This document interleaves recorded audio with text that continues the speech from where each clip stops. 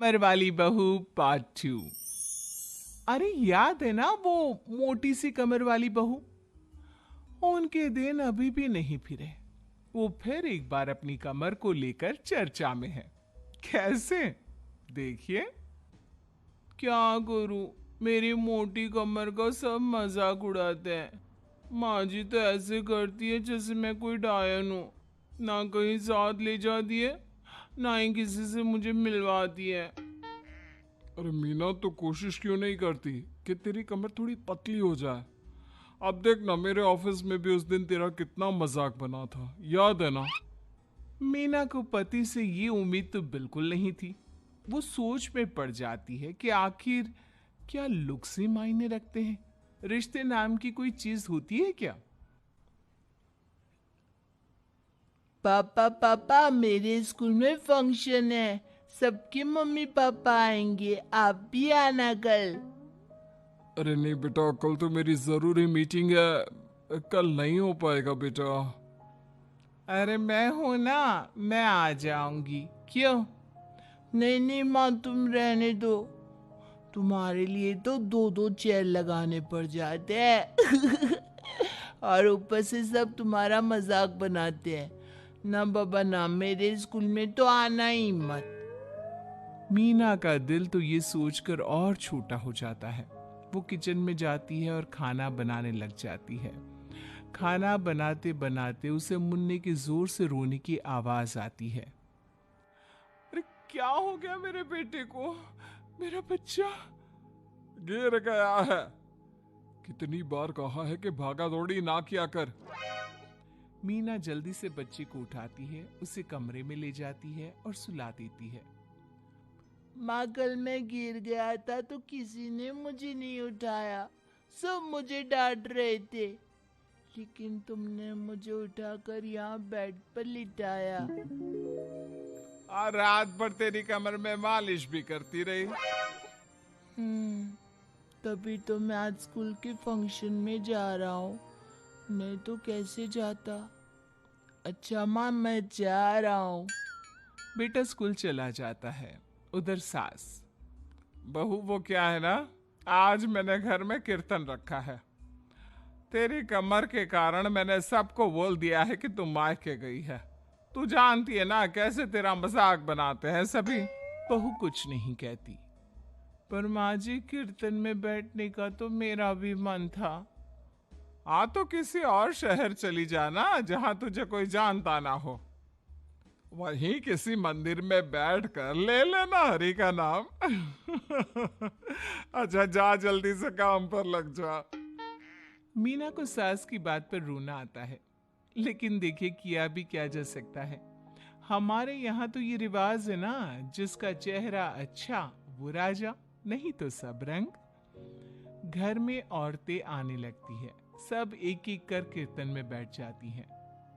अरे मुन्ना जा तो, किचन में मैंने प्रसाद बनाकर रखा है, ले आ। अरे क्या क्या कर लेती हो बहन जी। एक तुम्हारी बहू है, बस कमर का कमरा बनाए बैठी है।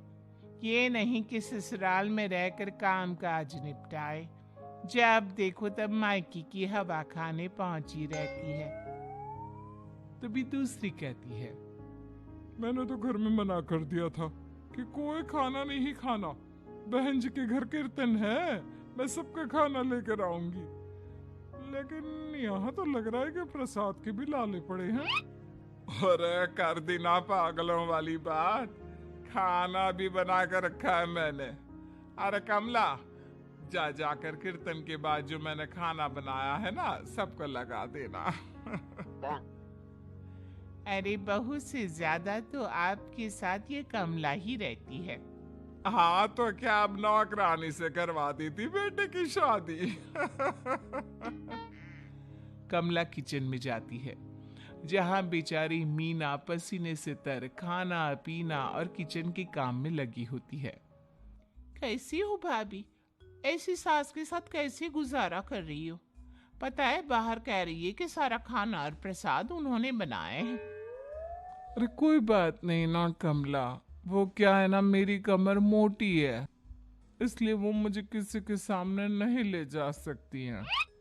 अरे तो मैं कौन सी सुस्मिता सेन हूं, लेकिन देखो मेरी सास मुझे कितने गर्व से मिलाती है सभी से। देखो मीना भाभी, आपको सबने ये बता रखा है कि आप अच्छी नहीं हो, सुंदर नहीं हो, लेकिन बात ये कि आपका चेहरा इतना प्यारा है कि क्या कहूं।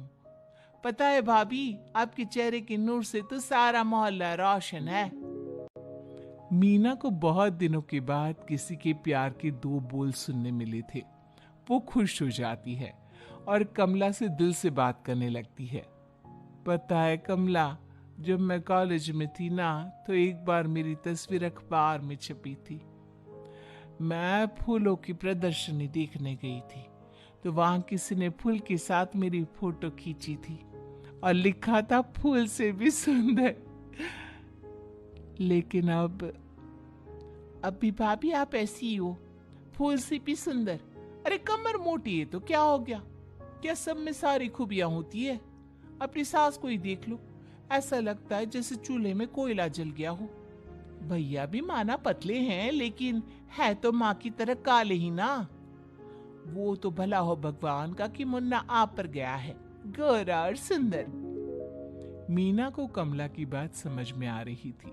पहली बार किसी ने उससे अच्छे से बात की थी तो उसे रोना आ जाता है। भाभी एक काम करो ना, कुछ दिनों के लिए मायके होकर आओ। यहाँ तो ना भैया को आपकी कदर है, ना ही सास को, और बेटा भी आपको इन लोगों के कहने पर दूर ही रखता है। मीना को कमला की बात ठीक लगती है। सारा कीर्तन निपट जाता है और उसके बाद, अरे बहन जी मान गए, इतना सारा खाना और प्रसाद बनाने के बाद भी आपको देख के लगता नहीं कि आप एक बूंद भी थकी हो, बिल्कुल फ्रेश। बस बहन जी, मैं तो हूं ही कुछ ऐसी ही। सभी चले जाते हैं। तब जाकर मीना किचन से बाहर आती है। अरे कहाँ जा रही है? थक गई हूं मैं, चाय लेकर आ जा। माँ जी चक्कर आ रहा है, सर दुख रहा है, कब से किचन में बंद थी, गर्मी में पसीना भी बहुत आ रहा था, जरा कमरे तक जाकर पसीना सुखा लूं। अरे तो होती ना कम सिन कमर की मालकिन, बिठा देती मैं सबके सामने। अब क्या आपने बेइज्जती कराती? बस माँ जी मैं तंग आ गई हूँ, मैं अपने मायके जा रही हूँ। जब मेरा होना आप लोगों को इतना अखरता है तो मैं क्यों यहाँ रहूं? क्यों ना मैं माँ के पास जाकर आराम ही करूं? तभी वहां पति आ जाता है। देखो ऐसा नहीं है, लेकिन हाँ कुछ दिनों के लिए तुम जाना चाहती हो तो हो आओ, लेकिन यहाँ हम सबको तुम्हारी जरूरत है। मीना पति की इजाजत के बाद मायके जाती है, लेकिन वहां भी भाभी। अरे मीना दीदी, आज ही आना था क्या आपको? आज तो मेरे मायके वाले आ रहे हैं। दीदी आपकी कमर का मजाक फिर बनाएंगे वो लोग। अरे मीना एक फोन तो कर देती आने से पहले। अरे मीना क्या हाल बना रखा है शरीर का, कितनी प्यारी बच्ची थी हमारी, क्या हाल कर लिया? मीना को दुख होता है। वो घर के अंदर जाती है जहां, दीदी आप तो दलिया लेंगी ना? सबके लिए वैसे आलू के पराठे बने हैं, मैं जानती हूँ आपके फेवरेट हैं आलू के पराठे, लेकिन अब आपका शरीर ऐसा है कि आप तो दलिया ही खाओ। मीना को समझ में नहीं आ रहा था कि ये क्या हो रहा है। हर कोई जो अपना है वो क्यों उससे ऐसा व्यवहार कर रहा है। मीना दुखी होकर पास में रहने वाली अपनी सहेली के घर जाती है। सहेली का पति बोल पड़ता है, अरे ये कौन है, कौन है ये? मुझे इसी की तो तलाश थी। मीना उसके पति के इस तरह के रिएक्शन से परेशान होकर वापस जा रही होती है कि, अरे मीना बिना मिले ही जा रही हो? ये तुम्हारे पति है ना, ऐसे कैसे चिल्ला रहे हैं मुझे देखकर? पता नहीं क्यों जी, मेरी सहेली को देखकर क्यों चिल्ला रहे हो? अरे रीना मेरी फिल्म की हीरोइन मिल गई, यही तो है वो लड़की, प्यारी सी सुंदर सी मोटी कमर वाली। अरे हाँ, मीना तो बिल्कुल उस लड़की जैसी है जो आपकी फिल्म की कहानी है। ये क्या बोले जा रहे हो तुम लोग? मीना मेरे पति बहुत बड़ी फिल्म की डायरेक्टर है, पता है ना तुम्हें? और मैं एक बहुत बड़ी फिल्म बना रहा हूँ शाहरुख खान के साथ। मैं चाहता हूँ कि तुम उसकी हीरोइन बनो। हाँ मीना, हाँ प्लीज, ना मत कहना, और इसके लिए तुम्हें करोड़ों रुपए भी मिलेंगे। मीना मन में सोचती है कि जो दुनिया उसे मोटा और भद्दा कहती थी, उसे जवाब देने का यही एक रास्ता है। मीना फिल्म में काम करने के लिए हाँ कर देती है और फिर सारे शहर में मीना की फोटो शाहरुख खान के साथ लग जाती है।